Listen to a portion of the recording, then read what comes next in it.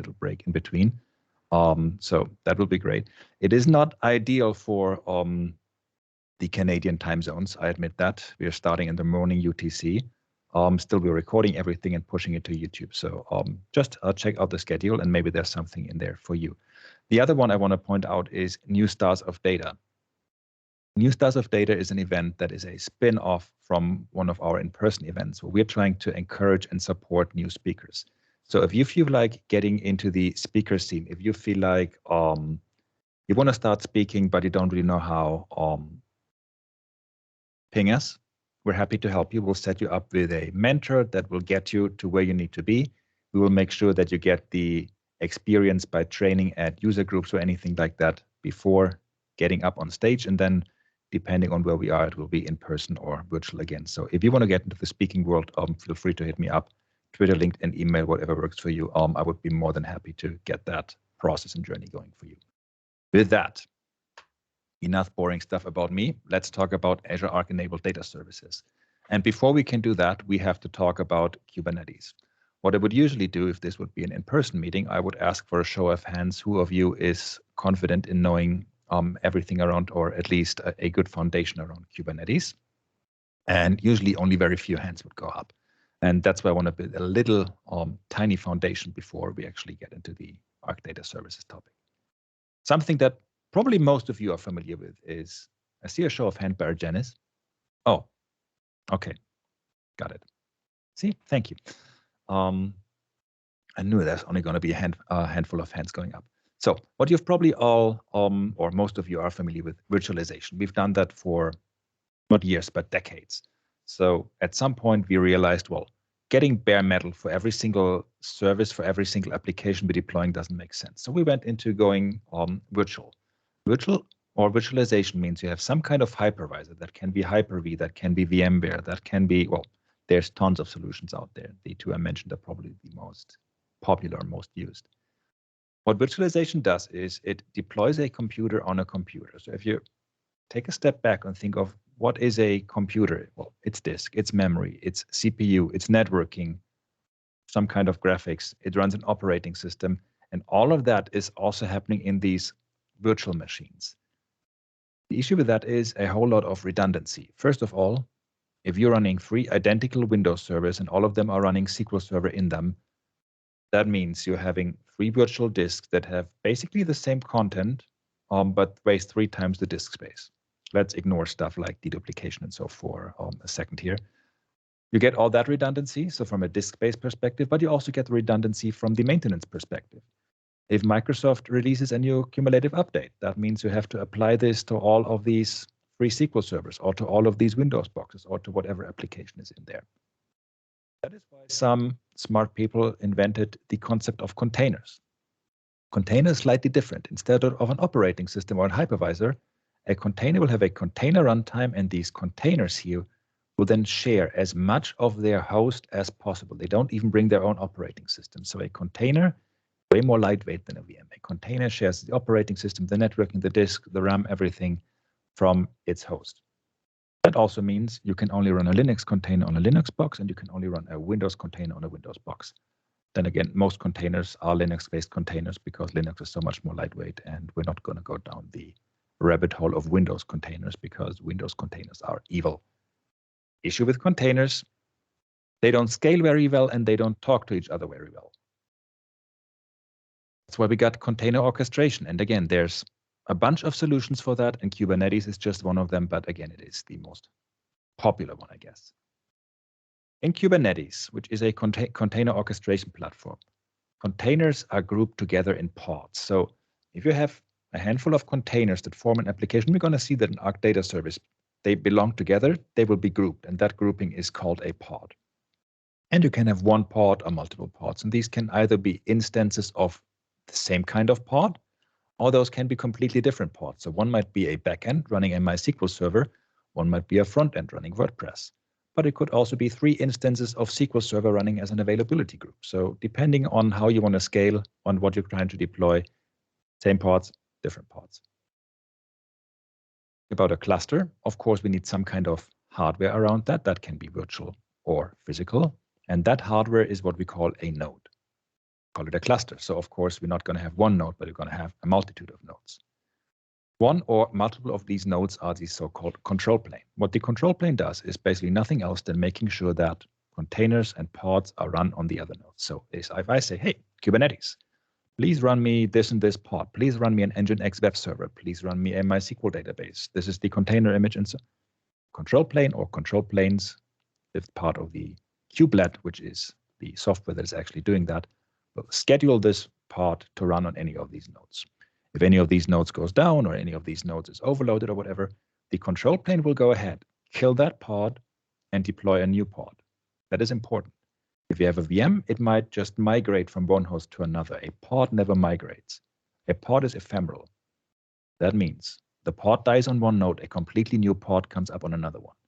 That also means if you're, for example, running SQL Server in a pod, if that pod dies, you get a brand new SQL Server when it comes up on a new node. Does not sound super practical, but in Kubernetes, we have a clear separation, or usually have a clear separation of compute and storage. So while the compute resource moves and gets refreshed every single time, becomes a complete new resource every single time, the storage does not.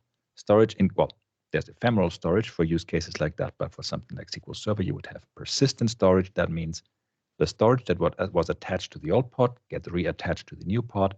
Therefore, we can reuse that data. Therefore, we basically do not get a new SQL. It's a new installation of SQL Server, but it automatically got all the master database and everything attached. So from a end user perspective, it's the same SQL Server. Technically, and from an instance perspective speaking, it is not.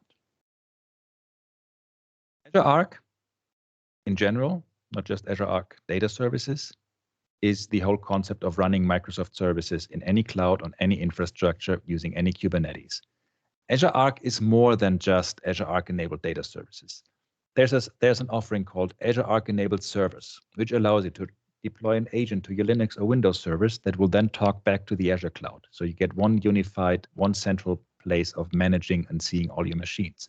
Where you could, for example, say, hey, I'm going to control my policies for Windows updates or backups or whatever, no matter where my virtual machines or where my Windows servers are located. There's Azure Arc enabled SQL Server, which has nothing to do with Azure Arc enabled data services. Pretty much same thing as Azure Arc enabled service, just that it looks at the specific application of SQL Server. There's Azure Arc enabled machine learning, which again, based on Kubernetes, allows you to train a machine learning model on one point and then just run it on any of these Arc enabled machine learning instances, which means, hey, I got 5 Kubernetes clusters. I'm just going to run and train and evaluate this model on the one that has the least utilization at this point. Or, hey, I have to run this for data resiliency perspectives and data residency reasons at a specific location. My data cannot leave that location. That would also be a use case for that. Today, we will be focusing on Azure Arc enabled data services, which is still my favorite Azure Arc feature and my favorite Azure Arc service, because this one really brings me services that were previously exclusive to the Azure cloud, to my on-prem data center, to my private data center, to my other public cloud. Could be AWS, could be the Google Cloud, it can be my own private data center, anything, anywhere where you can run Kubernetes, and that's pretty much everything. So what you will do is you will use a fancy tool called kubectl, kubecontrol, kubectl, which is a command line tool to talk to Kubernetes. Will have your Azure Arc enabled Kubernetes agents, or any Kubernetes for that matter. And then you can use a multitude of tools, as we're going to see in a sec. But for example, use the Azure CLI and deploy an Azure Arc data controller. That's like the heart of your Azure Arc enabled data services installation. It runs a controller service, it runs the API, it is responsible for backups, provisioning, it does HA, and it also does the talking back role to the Azure cloud, as we're going to see in a demo. You could do the very same thing with Azure Data Studio. So you can use Azure Data Studio to connect to your Arc Data Controller, but you can also use Azure Data Studio to deploy an Azure Arc Data Controller. And you can even do that from the Azure Portal or through Git merges. Think of that for a second. I could go to the Azure Portal and deploy an instance of, for example, Azure Arc enabled SQL Managed Instance that is running on my on-prem data center. So the borders between what is happening in Azure and what is happening on-prem that all gets very blurry because I have one central piece where I can manage all that, which would be either the Azure portal or, for example, the Azure CLI. Like I said, the data controller, that's just the heart of that installation, but it doesn't do anything useful. Oh, it does a lot of useful stuff, but not from an end user perspective. That's where our instances come in. At this point, Azure Arc enabled data services, either Azure Arc enabled SQL Managed Instance or Azure Arc enabled PostgreSQL Hyperscale. When I say either, you can have as many of these instances on top of your Arc data controller as you want. But these are the two services that you get at this point. While there's more services in the Azure Cloud, data-related services, those are the two that you currently get as part of Arc-enabled data services. All this is running on Kubernetes. So what you also get out of the box is the Kibana and the Grafana dashboard, which I would say is the de facto standard when it comes to monitoring your when it comes to monitoring a Kubernetes cluster. So since all of this is running on-prem, this might even be a disconnected remote location. I might be on a cruise ship or on an oil rig, for that matter, where I may not have a constant connection to the Azure portal, for example. I get all of these insights straight from these two portals. Still, there's two ways of connecting this to the Azure portal, and that's a direct and an indirect mode.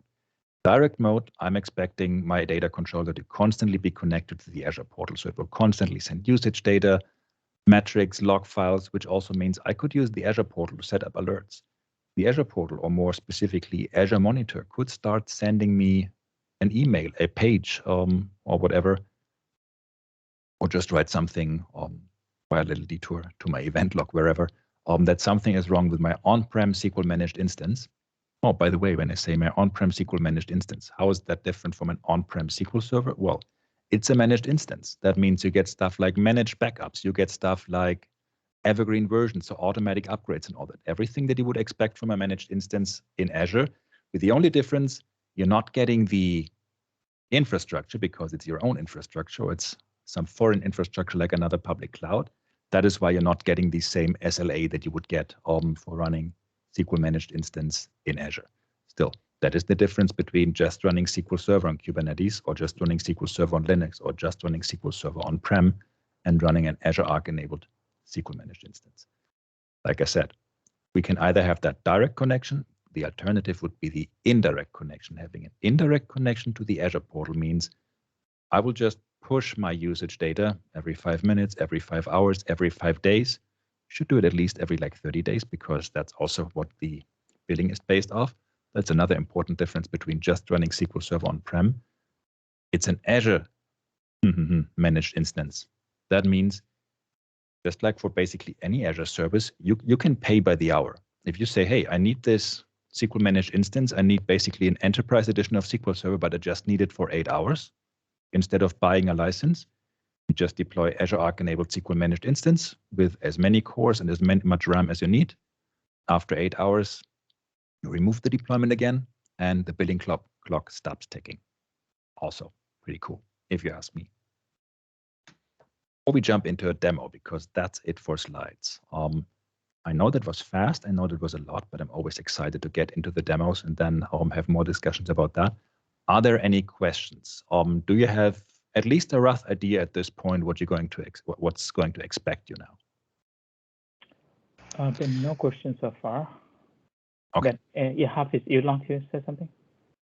Yeah, I just wanted to mention that sounds pretty cool. So it sounds like you can scale to 0 with the managed SQL instance.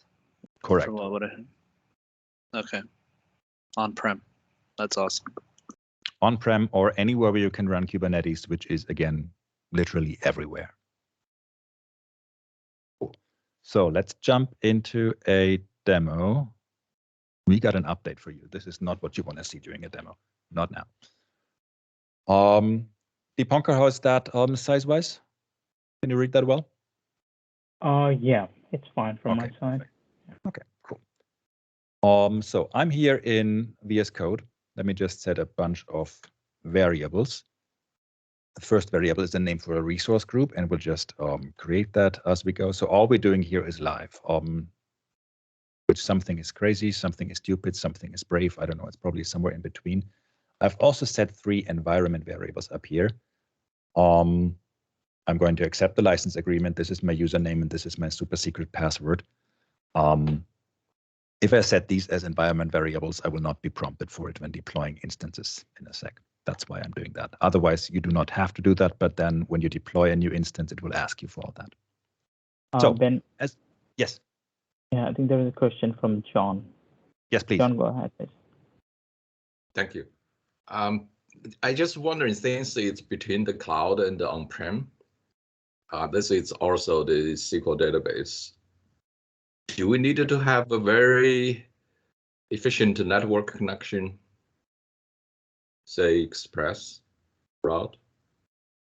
No, you don't. You don't need that because everything that you're deploying is on-prem. So I mean, right. It kind of depends on where you're accessing it from, but generally when you deploy that on-prem, the reason for that is that your data gravity, most of your data actually still sits on-prem. You're doing that to, for example, serve your on-prem dynamic system or whatever the use case for it is. So you will just have your on-prem gigabit, 10 gigabit, whatever local network. Right. No major data. Yes, there is some data going to Azure, like usage and metrics and stuff, but that's minimal. That's a couple of kilobytes. So nothing special needed there. And if you're in a location where bandwidth is an issue, that would be a prime use case of going with indirect mode, meaning instead of having that constantly being pushed, even if it's just a couple of kilobytes every couple of minutes, and then you just queue that on your local data control and say, well, every morning at 3 in the morning where the whole connection, everything is idling anyway, then I'm pushing it over and then it's going to be a couple of megabytes maybe, but never more than that because it's really just metadata. Oh, okay. Okay, that's cool. Thanks. Cool. Keep those questions coming as they pop up. What you see here is I just ran a kubectl command, kubectl get nodes. What that does is it shows me the nodes, the compute force of my Kubernetes cluster. And what you just see here is I have one control node, which means this is not high available or anything. If my control node goes down, my cluster basically goes down. I'm running all of that on local virtual machines, as you can see here on the internal IPs. And I have 3 worker nodes. So these 3 worker nodes, and I have no idea where my deployed services will actually show up on. These 3 worker nodes, they will do the actual compute work. So if I start deploying Arc-enabled data services, they will end up on any of those 3. There's one thing I said I'm going to do everything live. I was lying for a little bit. I downloaded all the images already. So containers, Docker, Kubernetes, all of that is based on images. That image basically is that application that is spun up into memory a gazillion times if needed, if you're running a gazillion instances. I pre-downloaded those on all of my nodes. And the reason for that is if we just calculate the size of them, they're about 15 gigs. Which doesn't sound like a lot, but since they're coming from the Azure Container Registry, it still takes a couple of minutes to download them. So to just save us that time, that is what I've prepared besides my Kubernetes cluster. Let's take a look at the deployment from the Azure Portal first. So I'm signing into the Azure Portal.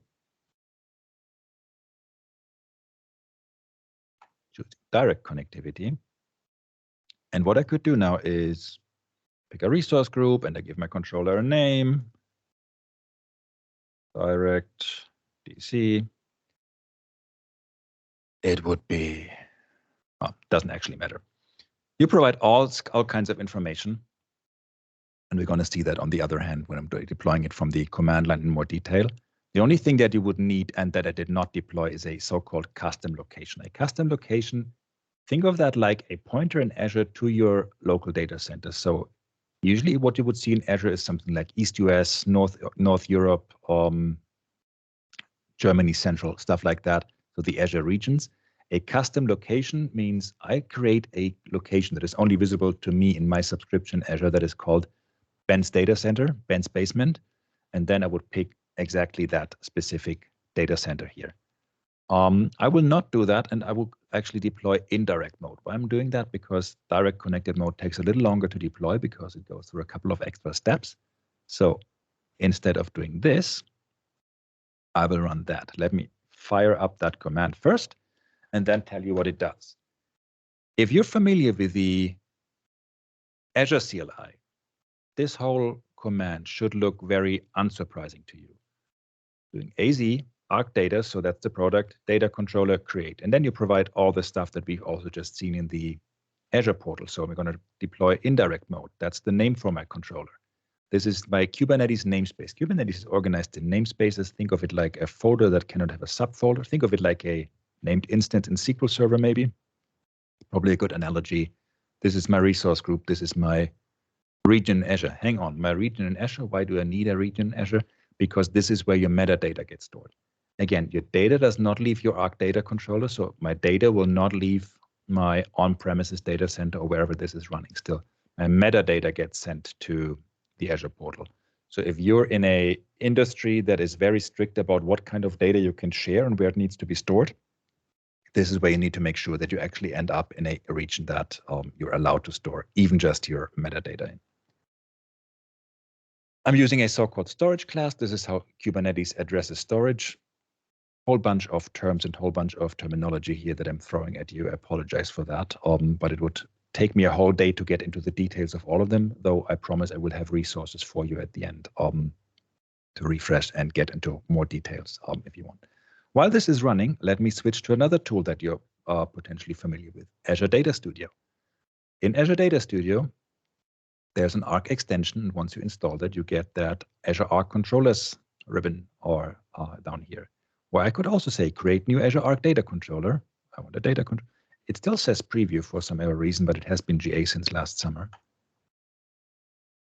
It will check the prerequisites,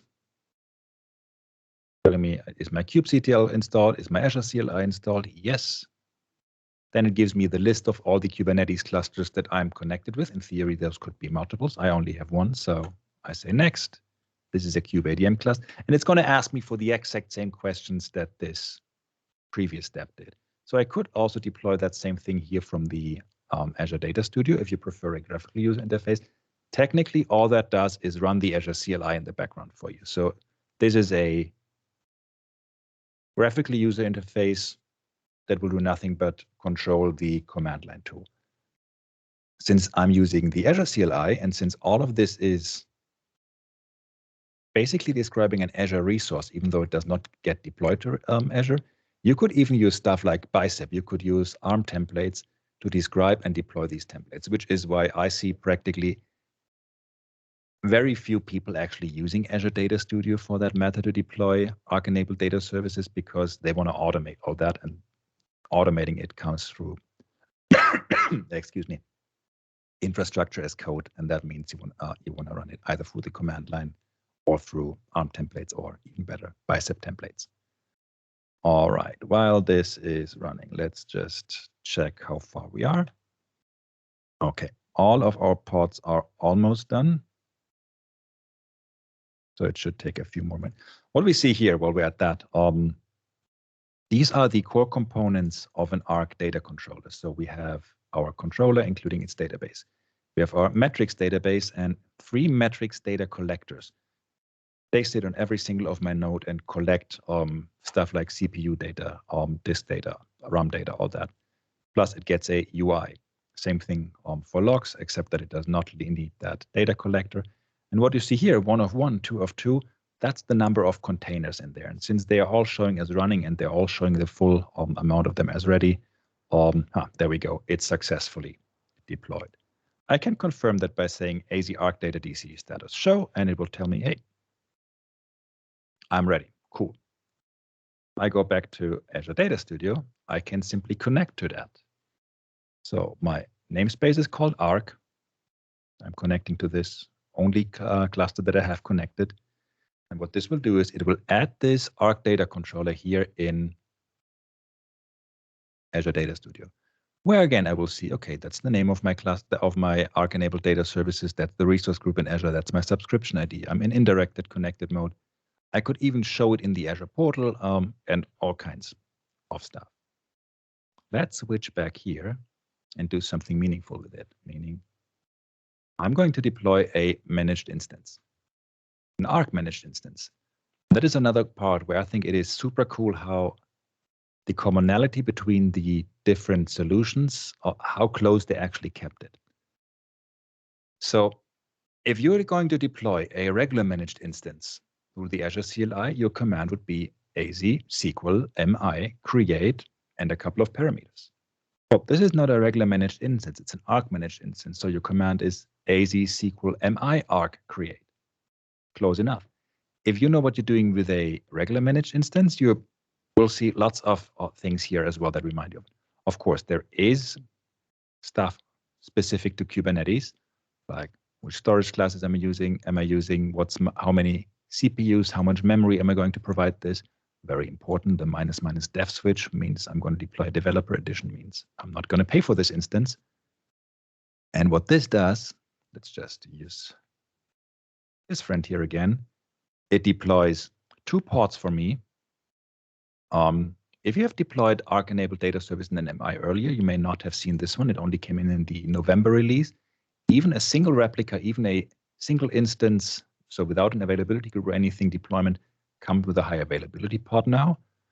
To be completely honest, I have no idea what it does in that specific case because there is no high availability. Still, it's there. Plus the actual pod, my MI1, as I called it here, which 3 out of 4 ready. How are we doing here? 4 out of 4 should be done in a second as well.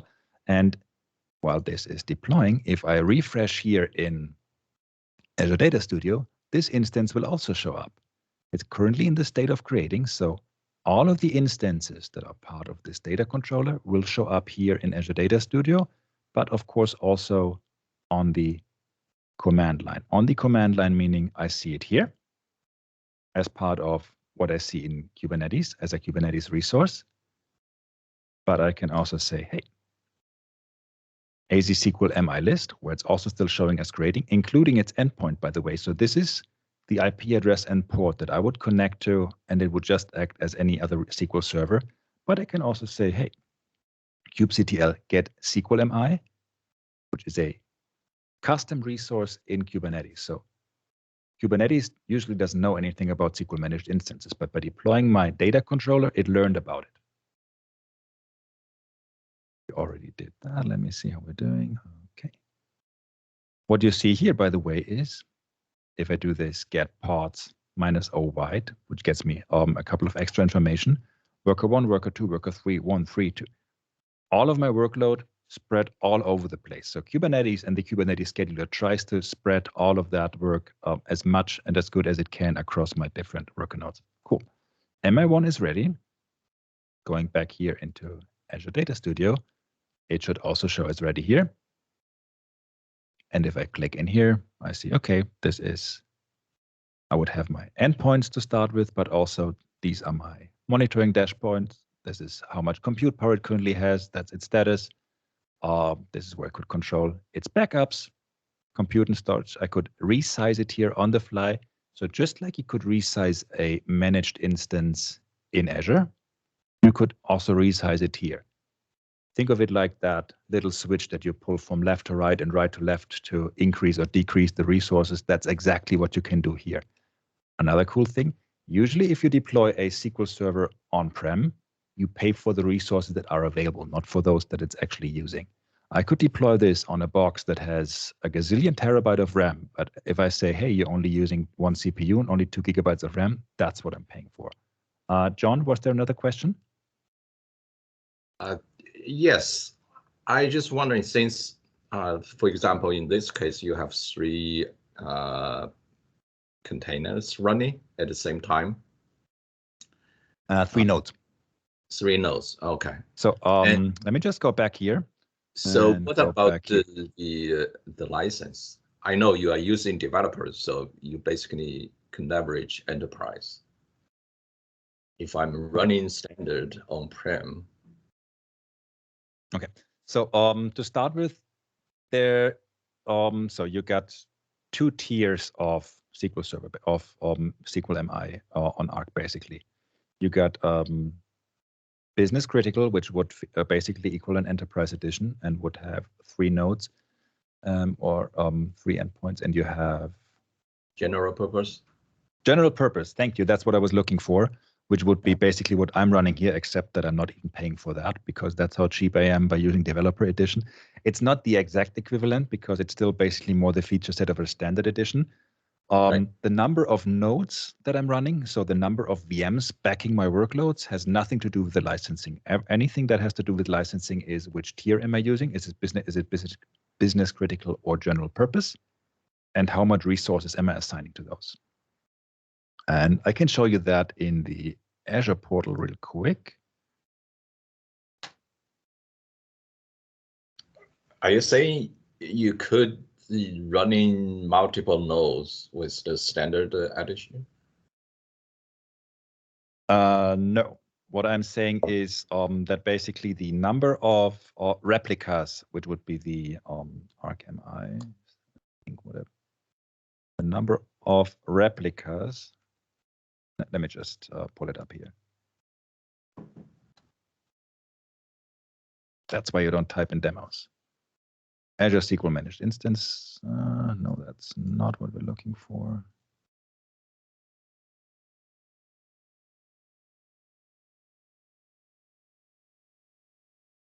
There we go. By the way, whoever created search in the Azure portal, I want to meet them because I need to have a word with them. If I say create here, Yeah. and you say you configure, this is where you get your pricing. So you got general purpose, but you can also see here up to 24 vCores, 120 gigabytes of RAM. This probably reminds you very much of a regular standard edition, and feature set is the same. Whereas you could also go with business critical, which is much cheaper because it's still in preview, so it's free. Where you can then say, hey, I want 2 or 3 replicas. But basically what's driving your price, let's just assume for a second, it's not in preview anymore, is standard or enterprise and the number of resources you're using. However, you could run a if you say, hey, I need the enterprise features and I need the high availability and everything, but only to a limited degree, you could deploy a 2 replica business critical instance with only a limited amount of memory and vCores, and potentially even just run it at certain times of the day, depending on your use case. And it might still be way cheaper than running an enterprise edition that you have to perpetually license on-prem. So it looks like it's irrelevant to whatever the traditional license model. Pretty much, because, well, first of all, you don't buy the this could be much cheaper or this could be way more expensive depending on what you do here. Again, let's assume business critical would actually cost you something, because at this point it is super cheap, enterprise edition for free. But it's also way more flexible. So if you don't need to run it at full power 24/7, that's something you wouldn't get with perpetual. If you have a SQL box that only runs for a day per month, you still pay for the remaining 30 days of the month because you're buying the license.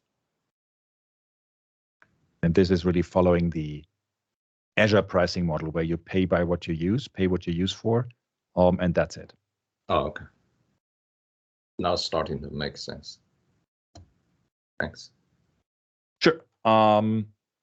We could also deploy that from the command line by just saying, hey, replicas is 2, replicas is 3, and that would deploy an availability group for us automatically. So you don't even have to worry about, hey, I just deployed 3 SQL servers. I kind of need to tie them together. Arc would take care of all of that. Let me just grab my password here.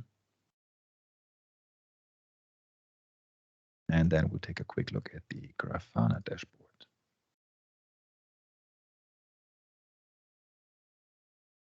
Oops. Okay.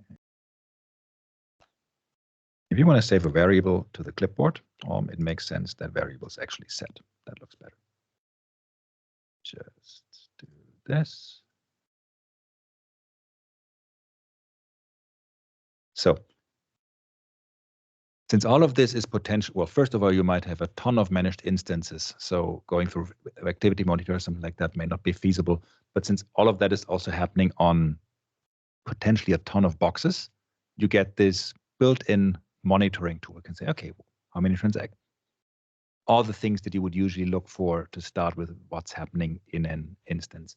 You would get the same thing for Postgres, by the way. Quick show of hands, if you don't mind. Anybody here using Postgres, either in production or just evaluating it in any way? It doesn't have to be with Arc. That's well, now that a second hand got up, that's twice as much as I expected. this is why I'm keeping my demos usually very focused on MI, because yeah, for some reason Postgres doesn't get the love that it kind of deserves, and that also honestly shows in the Arc product at this point. But things might get better. Let's see. Now that all the heavy movement and the heavy parts for SQL are out of the way. Like I said, no, we don't need that. I could go here and resize my instance by giving it more CPU, giving it less SQL, less than 1 core is an issue, more memory. So this is basically my switch that you would otherwise use in the Azure portal. I could also go back here to my data controller and just say, hey, I need a new instance. Basically what I did before. Accept, provide all that info here that I also provided on the command line, and just deploy from here. Same logic again, this thing would only deploy everything through the Azure CLI. So not this wizard would do nothing in the background, then just run the Azure CLI for me again. It is great to figure out the syntax and everything, but it doesn't do anything that you could not do from the command line. So as we were talking about backups, every single one of these instances, every single one of these databases will by default have automated backups. That means by default, you can restore to any point in time within the last 7 days, but you can increase that to 30 days, for example, if needed. And all of that is happening automatically unless you disable it. So another great feature coming from the managed instance. I'm skipping that part because there's obviously no point in just showing you a backup and restore here. That only gets interesting once it has been running for a while and you see all these automatic backups popping up, but not having to worry about even configuring backups because they're just enabled by default, including point-in-time restores and everything, unless you specifically tell it not to for a database. That is also, if you ask me, pretty cool. I could easily update it. Well, I cannot at this point because I am on the most current version, but I could have an evergreen version and be on the most recent version, either automatically or by just running this from time to time. Way easier and also way faster than updating a Windows SQL Server, for example. Ravi, question. Yeah, Ben, regarding these backups, since the MI is on the on-prem Kubernetes, where exactly the backups get stored? So the answer is, of course, I mean, I'm a consultant, so the answer has to be it depends. But I will tell you, when you create your managed instance, you provide a storage class for backups. In my case, because again, that's just cheap as I am, everything is stored in local storage. If you deploy SQL Server on Kubernetes, if it's regular SQL Server on Kubernetes, it sounds so funny because it's not like it's a big thing, but not yet at least. But or if it's Arc, don't use local storage because that means local storage means all your data is stored on one of your nodes. If that node goes down, your data is gone. Not so great. So you would usually have some kind of external storage. That can be NFS, that can be iSCSI, it can be all kinds of storage providers that come with. If you're in Azure, it can be Azure Disks. If you're in the AWS cloud, it can be, I forgot what they call it, but they have an equivalent to that. It can be Azure File. All kinds of storage come either built in with Kubernetes or as so-called CSI drivers. So you can basically use all kinds of storage that you could think of. So pick whatever works for you for the backup. You could even have a setup where you say, well, everything sits on my local NFS, but for backups, I'm using Azure Files. If you can do that, if you say, well, I'm running Azure Arc on-prem because I want to make sure that I don't have like connectivity issues and stuff, you could still say, hey, I'm offsiting my backups by just using an offsite disk or an offsite Azure file share, for example. Or it could just be a different storage, or you just do volume snapshots, because I've learned from a Janist that volume snapshots are basically the same thing or even better than backups. Shut up, Ben.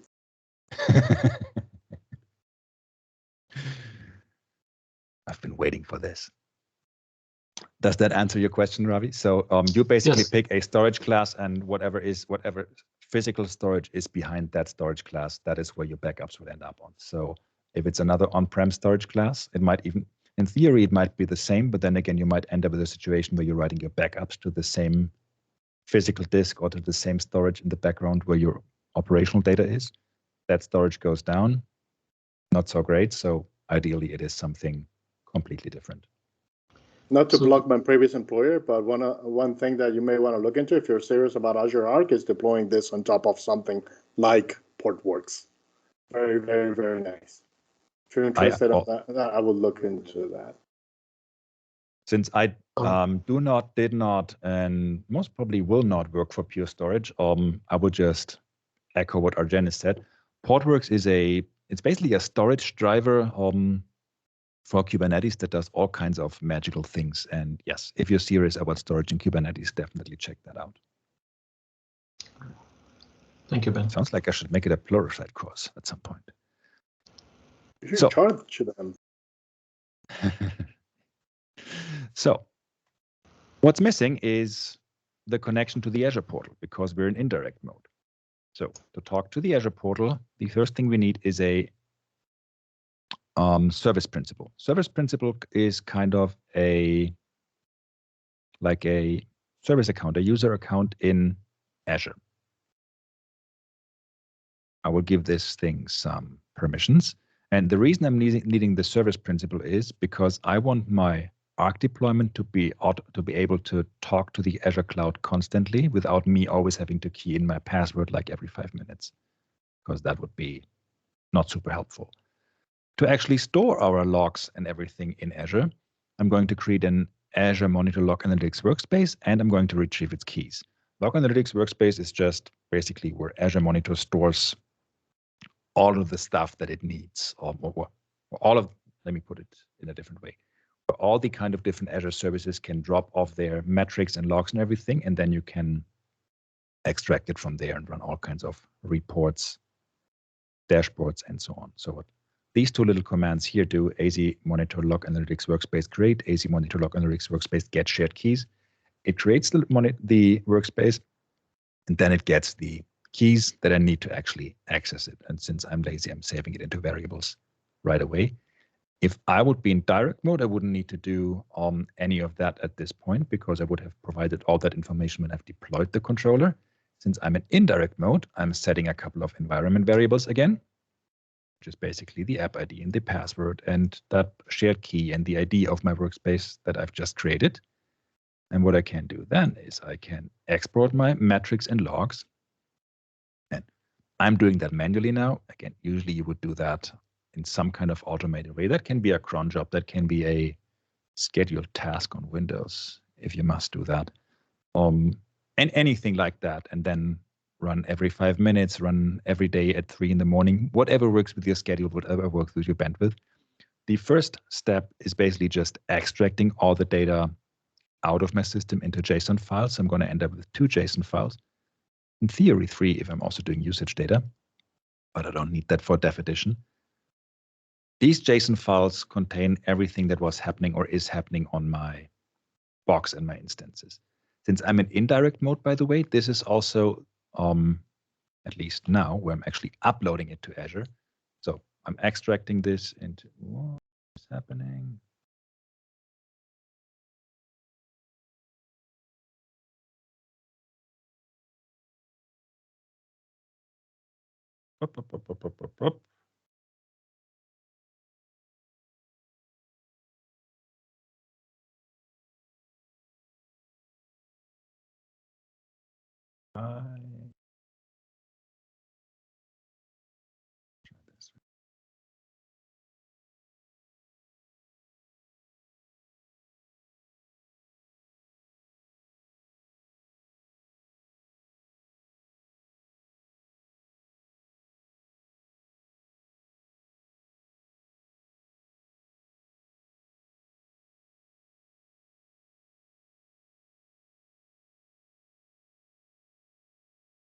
Okay, that service principle is lacking some. Hang on.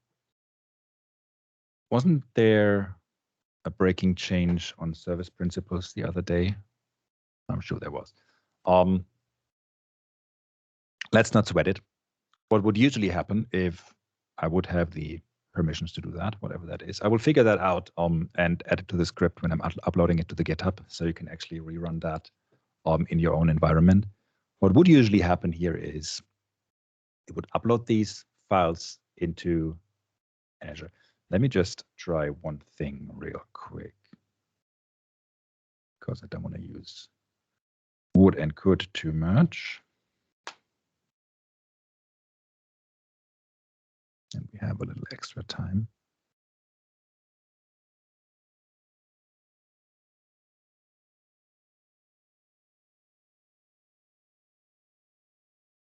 Huh.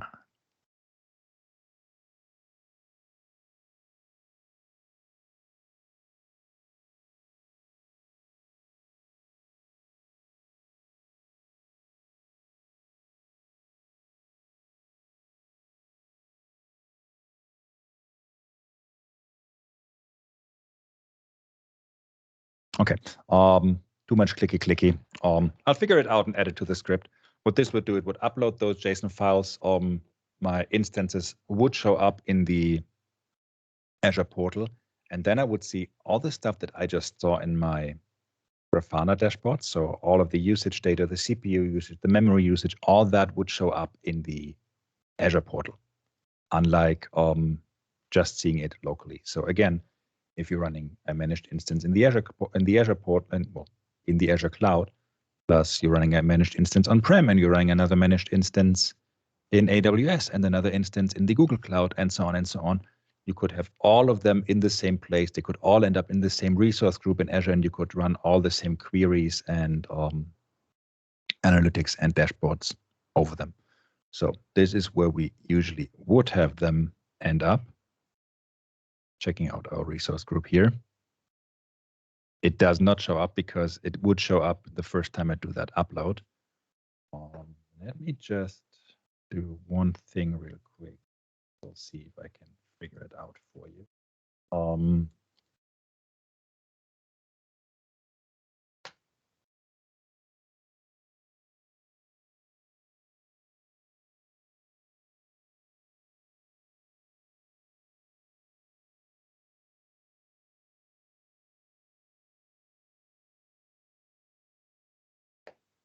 And feel free to shout questions at me in the meantime if you have any.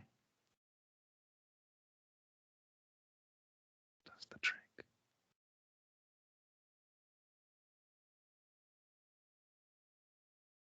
I think it does.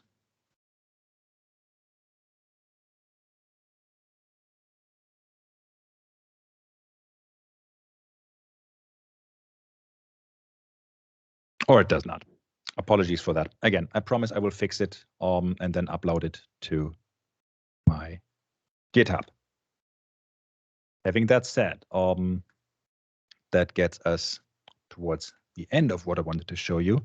I have prepared a couple of resources for you. If you go to bookmark.ws/arc demos, that's where you're going to find the demos, and you will soon find the updated demos there once I've fixed them. If you go to bookmark.ws/arc data book, you are going to find the Azure Arc enabled data services book. If you intend to buy it, don't buy it now because we have the second edition coming up very, very soon. And if you go to bookmark.ws/arc data course, you will find my Pluralsight course in Azure Arc enabled data service, where I'm also walking through all that in a ton of demos and a little bit slower and with code to download and stuff. With that, any other questions that I may answer for you? Hey Ben, quick question. Is it possible to have some sort of a desired state configuration using Arc? What do you mean by that, Ravi? Because let's say you have hundreds of SQL servers and Yes. you're monitoring them using Azure Arc, and you need some sort of a setting on all these servers, either to deploy them on these servers or ensure that nobody changes that settings on these servers. So to deploy them, the answer is definitely yes, because what you can, you can deploy everything that we've seen here through YAML manifests, for example, In theory, you could go ahead and just redeploy all your instances, or just have a little PowerShell loop that deploys like a zillion managed instances for you, all with the same settings. Making sure nobody changes them, the answer is, of course, again, a little bit, it depends. It depends on what they're going to change. If it's something in the actual deployment, then yes, then you can do that with Kubernetes means. If it's something in SQL Server, you would have to do something like SQL Server Auditing or so, for example, because in the end, this is just some kind of SQL. It's not a regular SQL Server, but because it does a couple of extra things and a couple of things a little different. But for example, if by that you mean, hey, I want to make sure nobody creates a user here, then you have to have auditing on user creation, stuff like that. So you kind of have two different layers here, what's happening inside SQL Server and what's happening more in the Kubernetes or in the Azure layer, but you can definitely monitor all of them and make sure for all of them that depending on what you want to do, either things don't even happen, but just narrowing down permissions, or at least getting notified about them. And again, for deployment, you could deploy all that through YAML and a PowerShell loop or any kind of automation and end up with hundreds of SQL servers that all look the exact same. Gotcha. All right. Thank you, Ben. John, you also had another question? Yes. Is the SQL MI it's the only option? There's two options. You got SQL MI and you got PostgreSQL Hyperscale. Since you were one of the two that raised their hands that they were using Postgres, it might be something for you to look into. The deployment is basically the exact same as for the managed instance. So you could either do it from here, from Azure Data Studio, and just say, hey, I want a PostgreSQL Hyperscale server group, which would then ask you for different parameters. So yes, I'm going to accept this again. It's going to ask you for a server group name, PG1. That's what they don't matter. Doesn't matter. How many workers do you? So all the kinds of things that a Postgres server needs to know. Is it 1 worker? Is it 10 workers? You could change the port. You can pick the Postgres version plus the extensions you need. Again, how many resources does it get granted? What kind of storage am I using? You could again do the very same thing from the command line. But from a SQL point of view, it is only MI. So there is no Azure Arc enabled SQL database, for example. Right. Okay. And honestly, I wouldn't see a value in an Arc-enabled SQL data, because the value of an Arc-enabled SQL database is that you get everything, including infrastructure, from Microsoft. Since Arc will run on your own infrastructure, you do not get that benefit. So I would not see the additional benefit of running a single database on Kubernetes. That would still have to deploy a SQL server for me. So it would still deploy the whole thing in the background, but it would only expose one single database. Okay. Do you think it's a good option if you have database running on the other cloud? So when you're running SQL Server in another cloud? Yeah, that's right. I'm going with yes, because it gives you all these fancy extra options, evergreen versions, automated backups, all that, no matter where you run it. So it also gives you a lot of commonality. So I honestly do not see that much interest in it by people purely running it on-prem. But I see lots of people that are like, yeah, we just merged with this company, and all of their stuff is in AWS and all of our stuff is here. Right. But that might just be the use cases that I'm mostly seeing in the market. I'm not saying the on-prem use case isn't there. It definitely is, but I'm seeing more exactly what you've described, people with a hybrid or multi-cloud strategy that want to run a common solution across these clouds. Okay, that's cool. Thanks.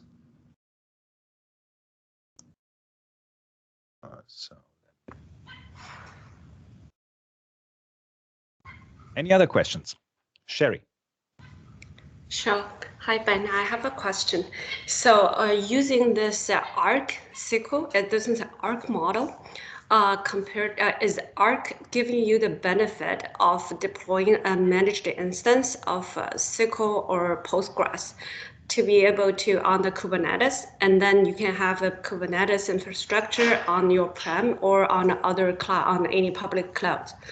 I'm trying to compare the benefit Arc bring in compared to like just run an Azure SQL or Azure Postgres. Is that the benefit?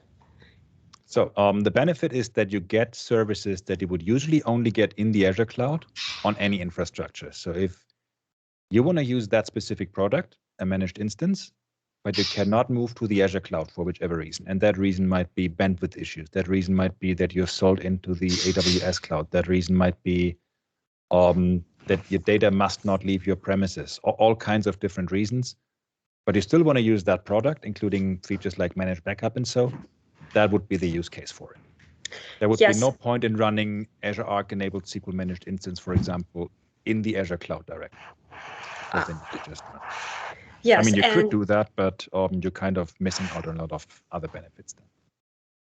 So it did that by leveraging the Kubernetes, right? So because you can have a Kubernetes in any public cloud or of your choice or on-prem.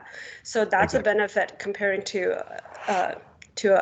just Azure SQL, and then comparing to delivering just a Postgres or SQL Server running it on Kubernetes. The benefit of this is it provide all the consumption-based cost for you, and also the licensing, saving the license. Is that right? Like comparing to I just deploy SQL or Postgres on Kubernetes. So this is okay. Exactly. Licensing and added benefits like managed backups, automated updates, and so on. Yeah, so the Azure kind of benefit. Correct. Anywhere. Yeah, okay, I got it. Thank you. Sure.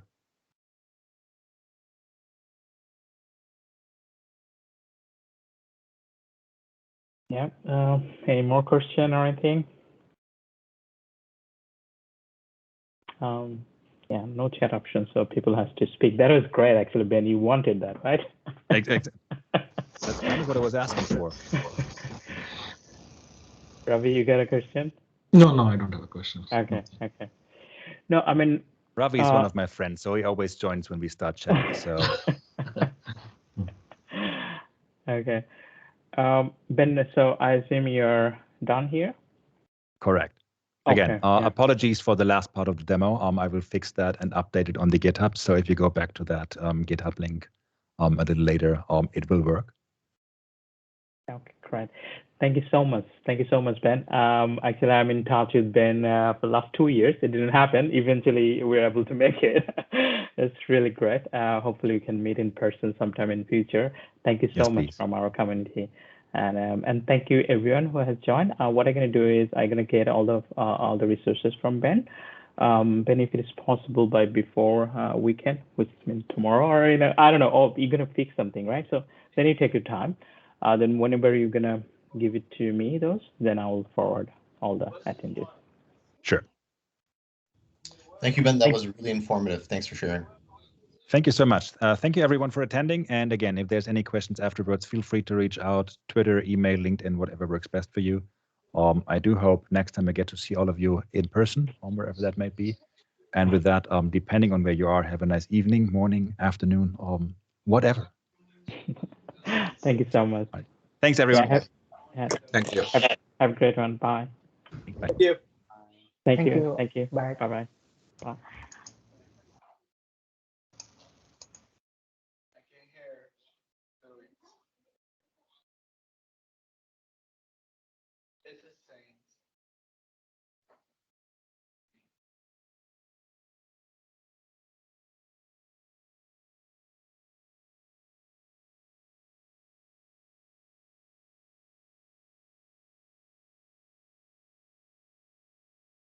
Hey, Ariel.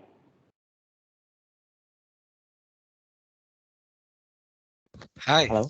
Hey, sorry, I think we just finished our session, but you know what? We're going to send all the resources and the recording, so you'll not miss that. Sure. I wait the resources and materials. Sorry, I wish I could get everything. Thank you. I appreciate your assistance. No problem. You'll get an email. I think we talked with Ben. I think he's gonna fix some script. So it may take some time, but then I also have recorded sessions, so you're gonna get it. And thank you so much. Have a good one. Bye. Thank you. Have a good day and be safe. Bye-bye.